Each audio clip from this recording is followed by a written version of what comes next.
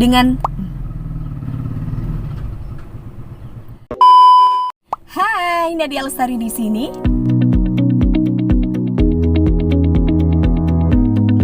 Oke, aku mau ucapin dulu selamat menunaikan ibadah puasa buat teman-teman. Selamat bulan Ramadan, selamat beribadah. Semoga lancar-lancar semuanya ibadahnya ya. Rasanya sih agak-agak spesial gitu ya, karena puasa atau Ramadan tahun ini diwarnai dengan coronavirus. Jadi kita nggak bisa tarawih di masjid, di musola kayak biasanya. Ya gitu-gitulah. Coronavirus. Well, hari ini aku akan membahas sesuatu yang sangat mendasar dan fundamental. Apa itu ya? Sebenarnya ada yang lebih mendasar daripada dubbing, public speaking, atau voice over, yaitu tentang artikulasi dan intonasi.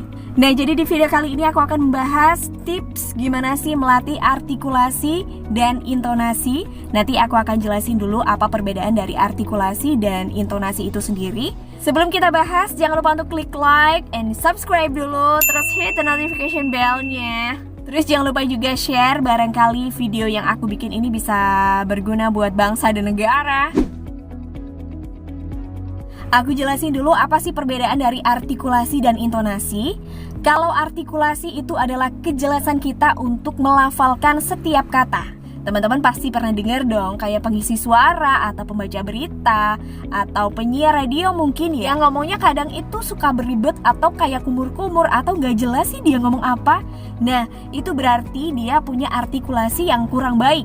Artikulasi ini erat kaitannya sama tempo atau kecepatan.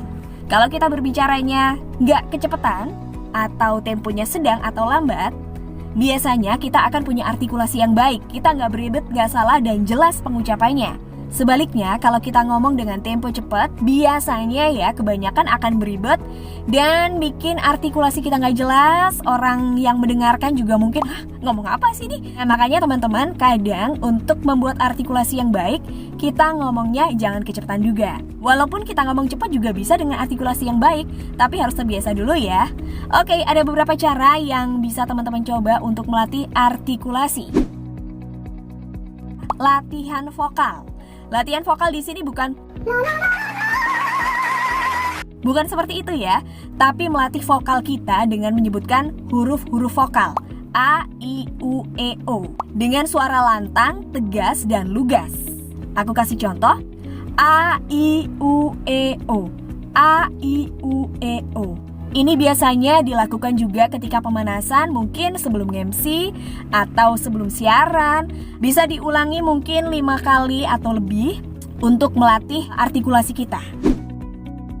Berikutnya yang kedua adalah dengan melatih pengucapan huruf konsonan. Sekarang kita sebutin sisa-sisa huruf yang belum kita latih tadi. Aku kasih contoh. B, C, D, F, G, H, J, K, L, M, N, P, H, R, S, T, V, W, X, Y, Z. Diucapkan dengan lantang, lugas, dan tegas. Bisa diulangi selama 5 kali atau lebih.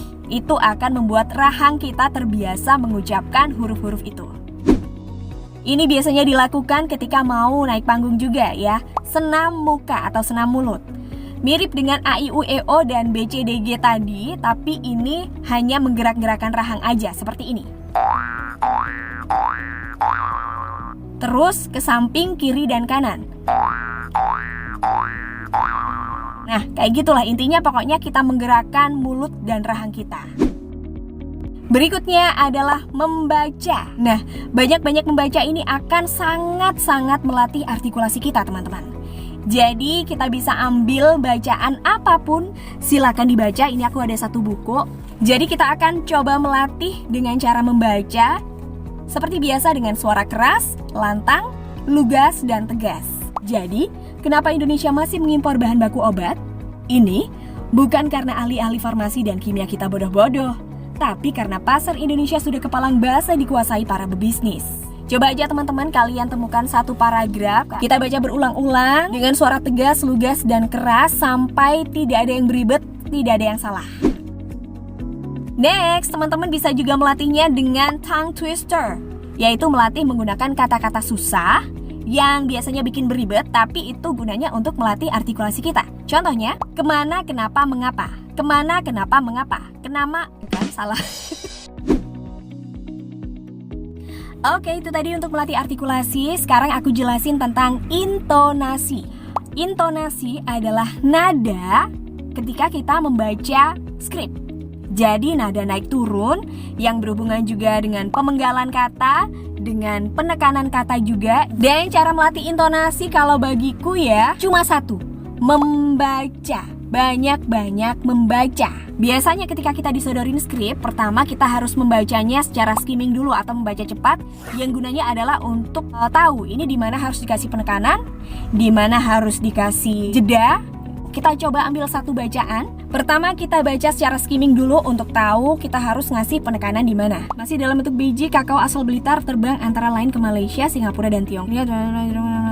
Oke, ketika kita sudah skimming, kita akan tahu, oh di sini aku harus ngasih jeda, di sini aku harus ngasih penekanan. Kemudian kita coba untuk membaca bacaan itu tadi atau satu paragraf itu tadi.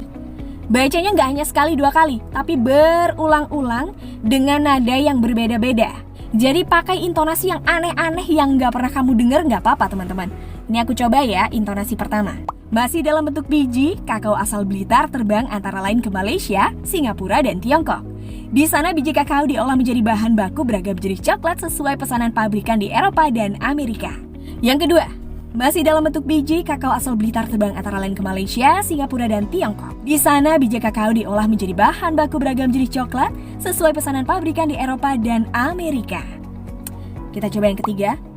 Masih dalam bentuk biji, kakao asal Blitar terbang antara lain ke Malaysia, Singapura dan Tiongkok. Di sana, biji kakao diolah menjadi bahan baku beragam jenis coklat sesuai pesanan pabrikan di Eropa dan Amerika. Dari 3 kali intonasi itu, kita nantinya akan terbiasa untuk menciptakan atau menemukan intonasi yang tepat untuk bacaan itu.